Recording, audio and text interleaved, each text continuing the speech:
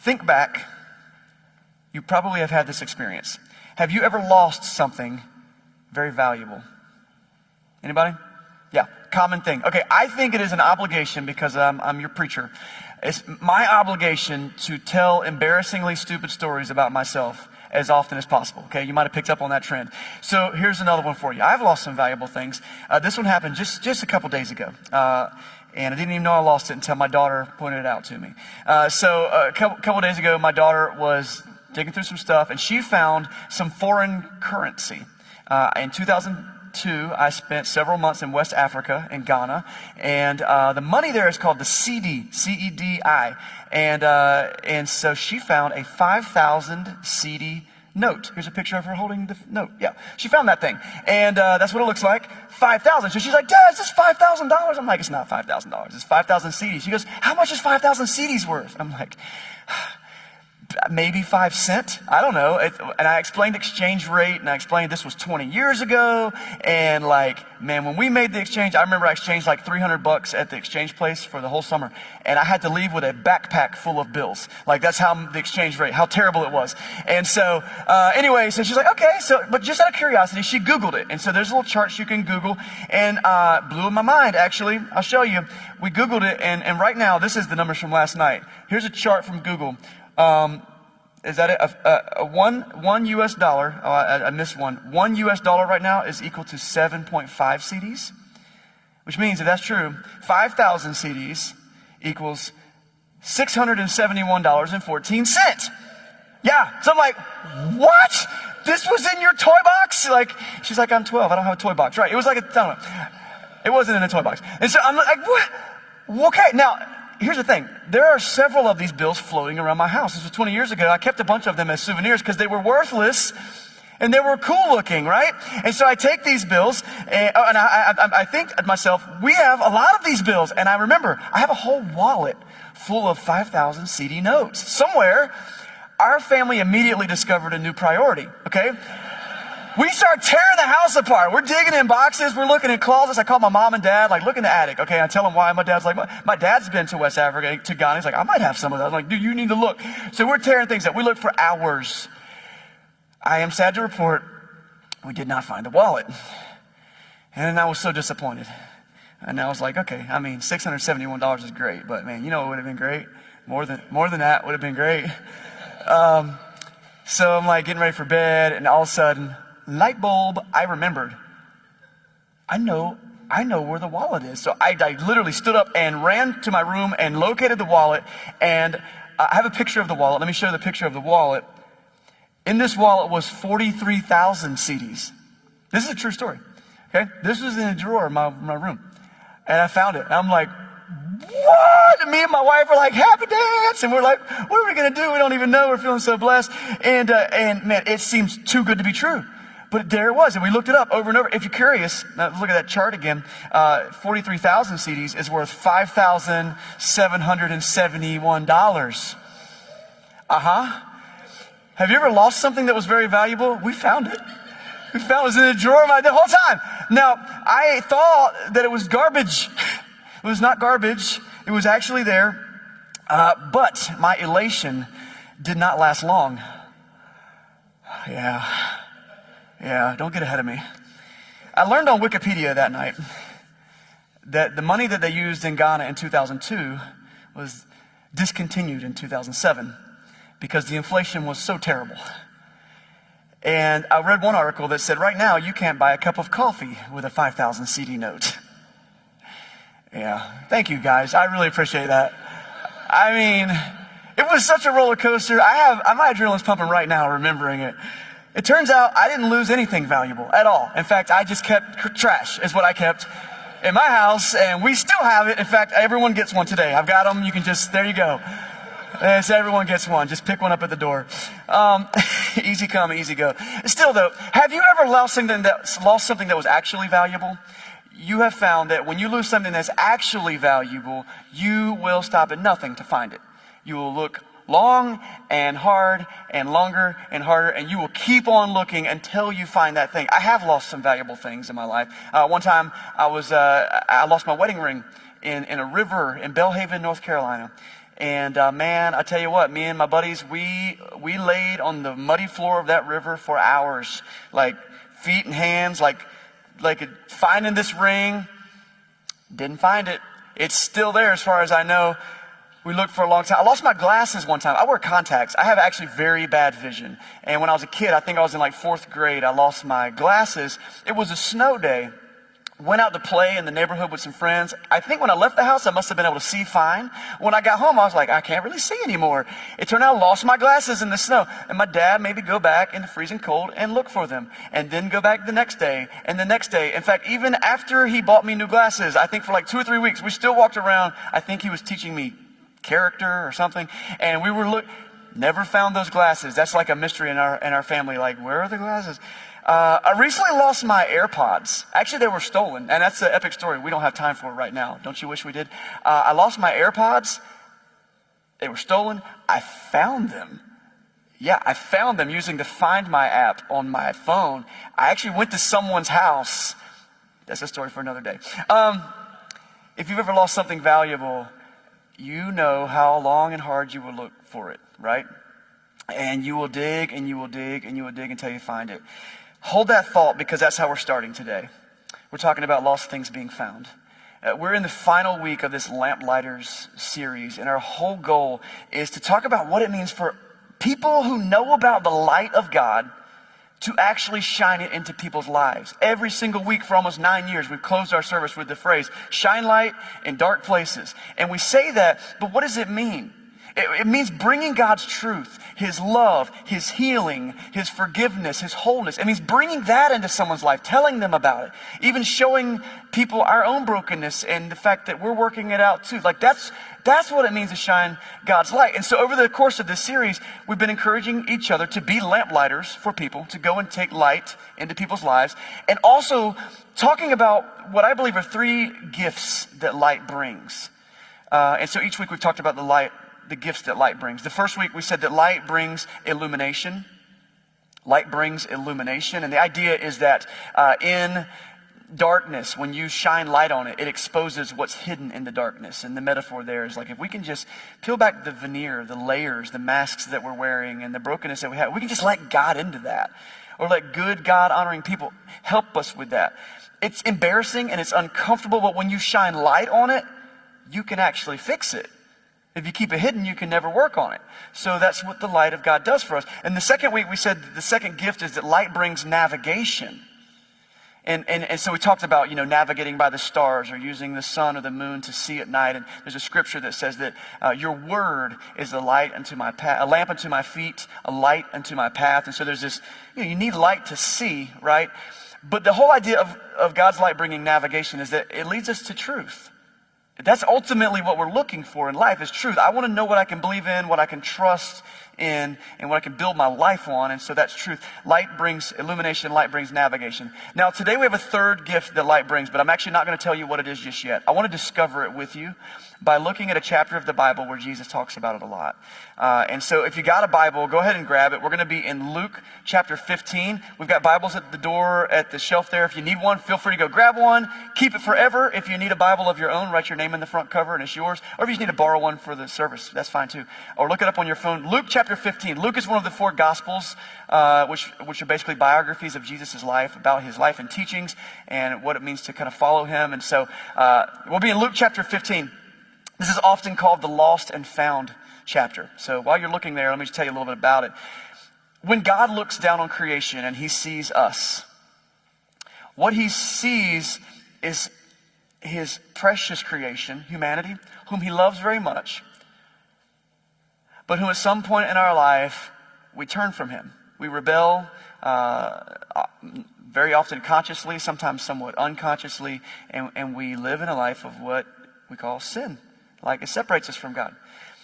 And what God calls that in his word is being lost. Lost from him, separated from him. And it breaks God's heart to think that he might lose us. And so he has gone to some extremely long distance to find us. In fact, the more valuable something is to you, the harder and longer you will look for it. And so chapter 15 is actually Jesus telling 3 stories about some lost things to give us a picture of what it means to God to find us. And when we find Jesus in Luke chapter 15, he's actually with a diverse group of people. So follow along with me when we get to Luke chapter 15, starting at verse 1. It starts out like this. It says, "Now the tax collectors and sinners were all gathering around to hear Jesus." Pause. Jesus was hanging out with some tax collectors and sinners. This is shorthand for ne'er-do-well bad people. Like that's just what, when in this culture, if someone said, "You're like a tax collector or a sinner." The tax collectors were not trusted by the Jewish people. They were an occupying force from Rome, or Rome was an occupying force. And if you were a tax collector, you worked for the man, you worked for Rome, and you were kind of betraying your people. Also, they were notoriously dishonest. So to call you a tax collector is a big slam, okay? And then the sinners, well, their problem was they were sinners. And so it's just a general tax collectors and sinners. And so Jesus is hanging out with these tax collectors and sinners. And the reason it's brought up is because there's also a group of religious leaders who are hanging out with Jesus. And they don't like the fact that Jesus hangs out with these tax collectors and sinners. And so verse 2 says, "But the Pharisees," these are some kind of teachers of the law, and they were religious leaders. "The Pharisees and teachers of the law muttered, 'This guy, he welcomes sinners and he eats with them.'" As in many cultures, the people you share a meal with is very important. So to eat with someone who you think is below you, that's a big taboo, right? So this is kind of what's going on here. Now, Jesus is no stranger to conflict with these Pharisees. There's several opposing groups to Jesus. And the thing about the Pharisees was that they were super legalistic about their understanding of the Old Testament law. And they really didn't like the way that Jesus would hang out with people who weren't also legalistic about their understanding about the Jewish law. And they really didn't like the fact that he would lower himself, degrade himself, and be with people who weren't actively trying to be ceremonially clean and uphold every little small point of the law. And so they didn't like that about Jesus. They didn't like his message of grace. They hated the idea that someone might hang out with someone who doesn't think and act exactly like them. Okay, maybe you know some people like that. And so they're always having conflict with Jesus. Now Jesus, we could learn a lot from Jesus' reaction here. We don't get much of his reaction. Well, we do. He's about to tell some stories. But we see some things he doesn't do. If you've ever been talked badly about, maybe you've had some reactions to those people. Jesus could have, I don't know, called down lightning on their heads because he's God in the flesh. That could have been an option he could have done. He could have put Peter on them, and Peter could have punched him in the face because Peter was all about that kind of stuff. If you read Peter's story, this is one time where he pulls out a little sword and just chops this guy's ears off. It's that's a true story. So he could have Peter, just take care of my light work. He could have done that. But instead, he just okay, all right, I hear what you're saying. How about I tell you a few stories to make my point? So he's going to tell 3 stories. And these are all, I told you, this is the lost and found chapter. These are all stories about things that were lost and that were found. Now there are 3 stories. We're not going to dive deeply into all 3 of them. I want to skim through number 1 and skim through number 3, and then I want to land firmly in number 2 because it kind of encapsulates everything we want to say today. But let's just get the context, okay? Story number 1, if you're looking at it, I think it starts in verse 3 in chapter 15, but it's basically the story of this shepherd. He has 100 sheep. Maybe you know this story. He has 100 sheep. 99 of them are doing great, okay? They're apparently eating well, and they're healthy, and they're hanging out in the pasture. But he realizes one of them is missing. So he leaves the 99, and he goes in search for the one. And that's the story, and it's a story of God's love. That, yeah, we're really excited. He's saying this to the Pharisees. He's making his point. We're really excited that you know God. We're really excited that you have all your ducks in a row. But there are some people over here who don't have their ducks in a row. I'm going to go after them. And then it says in verse 5, we can read this together, that when the shepherd finds it, he joyfully puts it on his shoulders and he goes home, and then he calls all his friends and neighbors together and says, "Rejoice with me. I have found my lost sheep." Now this story is so powerful that actually a lamb over someone's shoulders becomes a very early symbol of Christianity. You've seen the fish and maybe some other symbols. The idea of Jesus or a shepherd with a sheep over his neck, that's kind of the mission of Jesus, to come down here and pick up the little lost sheep and put them on his neck. It's pretty, okay, that's story number 1. Lost and found story number 1. We're going to skip number 2 for a second. We're going to come back to it. Lost and found story number 3. You may be familiar with this one. It's pretty popular. We call it the story of the prodigal son. You know this story? The word prodigal means wasteful. Okay, so this is a story of this guy. And he goes to his father, totally disgraces his father, who is still very much alive, and says to him, "Father, I would like to have my inheritance now so that I can go live on my own." Now, I don't know if you've ever received an inheritance, but typically inheritance happens after we good? Inheritance happens after someone is dead, right? But he goes to his dad and says, "I want my inheritance now," which equates to probably like 2/3 of this guy's total wealth. It's a lot of money. It's a lot of money. So he gets his wealth, he gets his inheritance, he leaves town, and he's totally wasteful with it. He goes to the big city. He lives a life of, boozing it up and spending it on girls and spending it on parties and who knows what else. And eventually, he spends his whole family's wealth, probably 2/3 of it. He wastes it. He's prodigal, okay? He's at rock bottom. He's ready to eat food again and stay in a house again. So he realizes his only out is to go back home and grovel to his father and say, "Father, I've made a big mistake. Can you please let me back into your house? Maybe I can just be a servant in your house." That's his plan. But he goes home. Now, we call this story the story of the prodigal son, but I've often felt that it would be better suited if we called it the story of the forgiving father, because that's really the message of this story. This son who's going home hoping that he might get a spot as a servant at his dad's house has no idea that his dad has been just worried sick about him. Any parents in the house? If your kids just ran off and were being idiots, yeah, you're mad and you're frustrated and you wish they would do differently, but you love them. And so just like any parent, that dad's standing by the street every day and he's looking up the road and he's like, "I just hope he comes home." And so his son starts coming home. And then what we see is this amazing moment where while the son is here to beg for forgiveness, the dad runs out to greet him, which is hugely inappropriate for the patriarch of the house to do, to run and, lower himself like that. He wraps his arms around him. He puts a ring on his finger. He puts a robe on his back. He calls for a party. And he says, "I forgive you, welcome you back into your house." And this is where we'll pick up in verse 24 of Luke 15.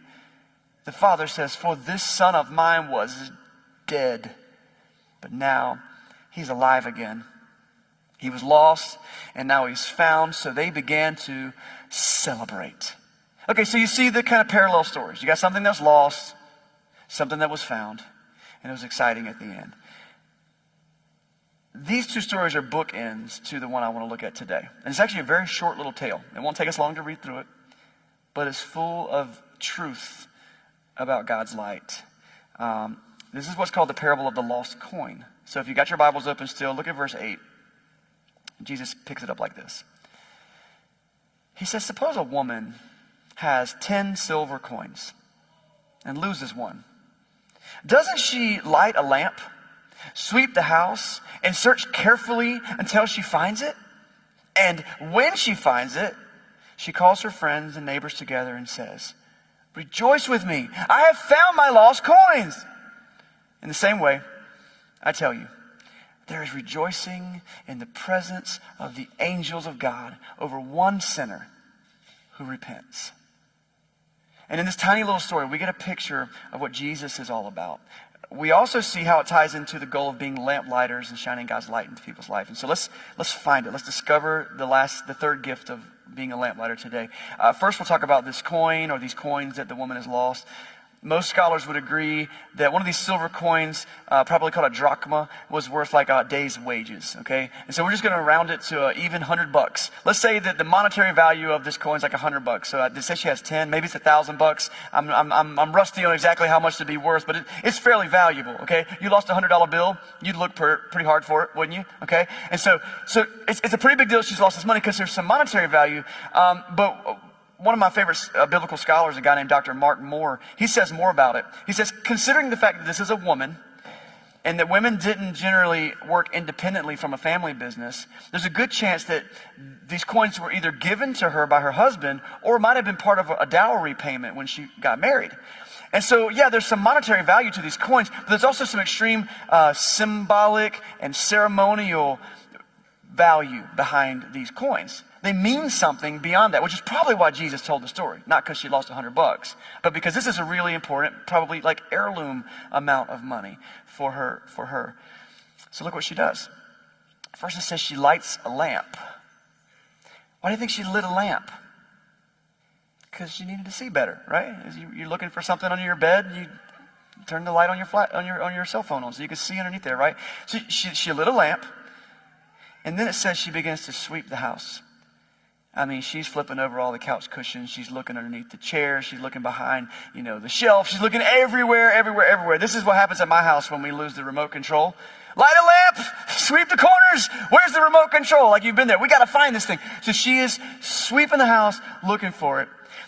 I wanted to use this story as a capstone for this whole series, first of all, because it actually gives us the first two gifts of being a lamplighter. I love that she lights a lamp, first of all, and it works well with our branding here for this series. But she actually lights a lamp physically, but she gets the gift of illumination. And we said that in illumination, it uncovers what's hidden in the darkness so that we can deal with it. And that was our first lesson in the first week. And also it gives her navigation. You know why you shine a light into dark corners? So you can see what's there. It shows you the truth. It's navigation. And so she's looking and she's looking. And in this short little story, she also finds what she's looking for. And then we see the final gift that light brings. We see it in verse 9. That when she finds it, she calls her friends and her neighbors and she says, "Rejoice with me. I have found my lost coin." The final gift that light brings is celebration. Celebration. Let that sink in. Celebration. Remember, Jesus is directing these stories at the Pharisees who are angry because he's hanging out with sinners and tax collectors. How dare you? Why does this guy hang out with sinners and tax collectors? He's eating meals with them. And Jesus says, no, listen here. Listen here. There's a lost sheep. This lady had some lost coins. This guy had a lost son. And these three people would not rest until they found the thing that was lost. And when they found it, they threw a party. Because the more valuable something is, the harder you will look for it. And the longer you will look for it. They said, "Rejoice with me. What was lost is now found." And so Jesus is saying, look, I came here because there are people living apart from God. They are lost. You better believe I'm hanging out with tax collectors and sinners, and prostitutes, and lepers, and people who don't even believe the things that we believe. Because more important than being in the club is going out to find the people who aren't, and letting them know about the love of God. And when I find what I'm looking for, in the same way I tell you, there is rejoicing in the presence of the angels of God over one sinner who repents. The light of God leads to celebration. Picture it, okay? Birthday candles, light. Fireworks, Christmas lights, bonfires, sparklers. See, light isn't just about going into dark corners and looking for boogeymen. Because once the light brightens the place up, you can party. You can celebrate. You see the truth. You've exposed the brokenness. And you find what you're looking for. When we live in opposition or ignorance to God, or when we live in sin in our life, this is the hard truth of spiritual life, okay? It's not fun to talk about, but we are lost in the sense that we cannot find our way back into the presence of God on our own. We can't do it. We live in a world where you're not supposed to say things that are uncomfortable. One of the most uncomfortable things you could possibly to say to someone is like, "I'm not sure that you're good with God. How dare you judge me?"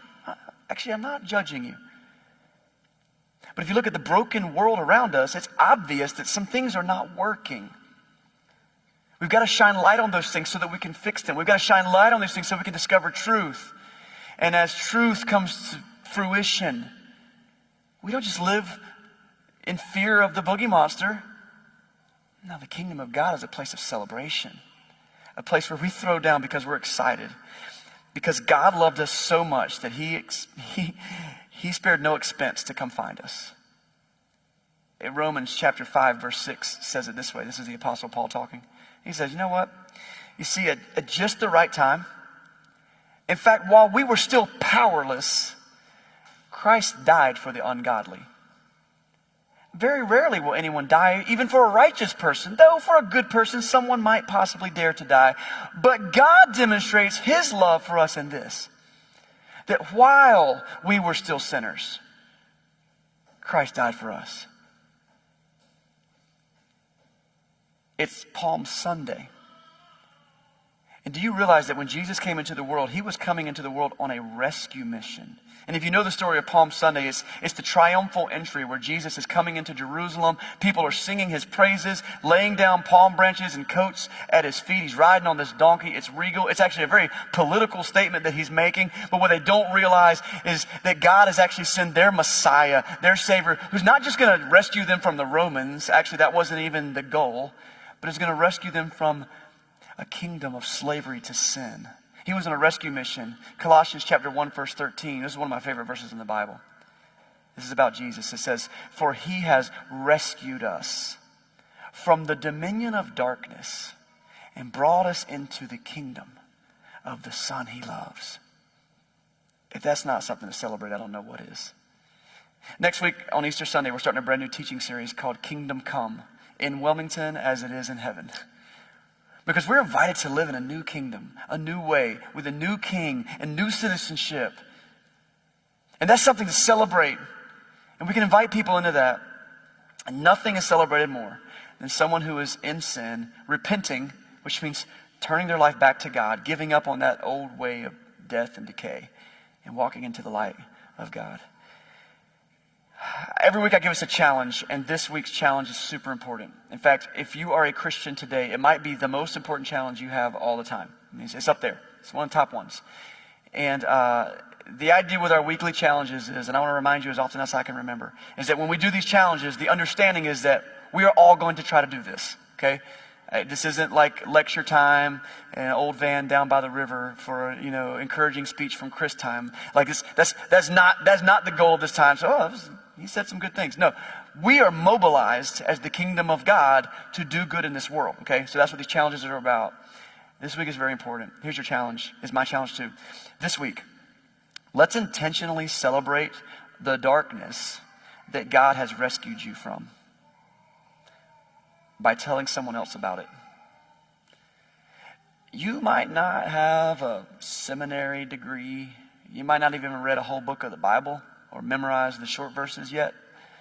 You might not be able to look up verses in the Bible because you still go back to the index. That's fine. I encourage you to work on that, spend more time in the Bible. You might not have all the best answers to everyone's hard questions, but I'll tell you what you do have. You got your story. And that is way more powerful than a seminary degree. Because for you to go to someone and say, "Listen, I once was lost, but now I'm found." Nobody can refute that. I've been saved from several darknesses in my life. And I've talked a lot about them at different times. I mean, I've had serious seasons of anxiety and depression that was in my head. And I've really been able to be freed from that through the grace of God and being in his light. I've had some serious seasons of addiction that, it could have brought the whole house down, really. With the help of a Christian counselor and some really good Christian buddies for decades, I can say that I've been free of that. And I don't know what you're wrestling with, but whatever your darkness is, you're not alone. And if you could tell somebody that God helps you get through that, it could change their life. It could change their eternity. So our challenge this week is to celebrate the darkness that God has rescued you from by telling someone else about it. Your story might be someone else's survival guide. I think I saw that on Facebook this week. Now, here's the other thing. You might be here this morning and you don't know that you have that story yet. You're still feeling like you're in a lot of brokenness, a lot of darkness, and maybe you haven't taken the moment to turn your life over to God, to become a Christian. I can't think of a better gift to give God this Easter season than to say, this is my time. Actually, I'm looking out right now, and I know of several of you that I'm looking at that we got to baptize on an Easter Sunday. That's a really cool day to get baptized. It could be an all new start for you, a fresh beginning. Will you put to death the old self and rise in newness of life? And so maybe part of telling your story to someone this week is going to someone and say, "Look, I'm still in it, but I'm coming out of it because I'm done with this. I'm turning my life over to the one who's been looking for me for my whole life." Make God happy. Because in the same way, he says, there is rejoicing in the presence of the angels of God over one sinner who repents, turning from their old ways to the new ways. And I'm telling you what, there'll be some celebration in this family as well. And here's the last challenge for the week. It is Easter Sunday week, And I want to encourage you to take some time this week to think about people you might start inviting on this walk with you. That was last week's challenge, remember? Invite somebody to join you on the walk. You got these invite cards? Invite someone to church next Sunday. Come on, like, what's the worst that could happen? They're like, no. Okay, they're probably still your friends. They'll probably say, thanks, but no. Like, probably. If they don't, they're probably not very good friends. But invite them to what you're doing. Come celebrate this with me. This is an important day. And we'll do our best to show the love of God to them when they get here. Invite them to come back the next week to the picnic. There's so many people in this city who are living far from God. And it's inexcusable when we as Christians don't step into their life and say, can I just show you something better? Yeah, you got a lot of questions. Me too. But let's start with light. Let's start there, okay? And let's talk about the rescue mission. As we close today, I just want to say this. As a church family, we are not just here so that you can have a check box that you did church on Sunday. It's not what we're here for. In fact, I'm not sure that any one of us really cares about your personal perfect attendance, because that's not the goal. What we care about is your soul, and that you can connect it with the God who loves you. It may result in perfect attendance, but what it will also result in is shining light into the darkness of your life and letting that overflow so that you and me, we can be lamplighters to the other people around us who need it. Let's do this. Let me pray for us this morning.